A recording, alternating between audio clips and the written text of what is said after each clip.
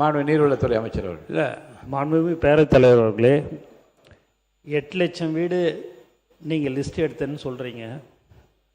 உண்மையாக சொல்ல போனான்னு அதில் பல தவறுகள் நடந்திருக்கிறது என்பதை திட்டவட்டமாக நான் தெரிவித்துக் கொள்கிறேன்.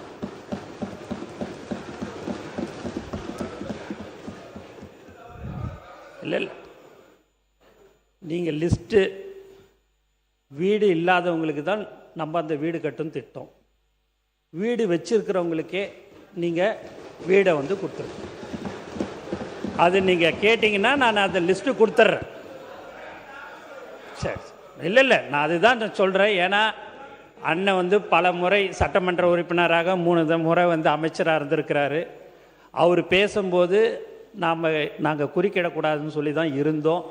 இருந்தாலும் நீங்கள் வந்து 8 லட்சம் பேர் லிஸ்ட்டெல்லாம் நீங்கள் சொல்கிறதுனால நான் உங்களுக்கு யார் யாருக்கு நீங்கள் வீடு இருக்கிறவங்களுக்கே நீங்கள் அந்த திட்டத்தில் நீங்கள் பணம்லாம் ஒதுக்கிட்டு இருக்கிறீங்கிற லிஸ்ட்டும் உங்களுக்கு நான் கொடுக்குறேன் என்பதை தெரிவிச்சுக்கிறேன்.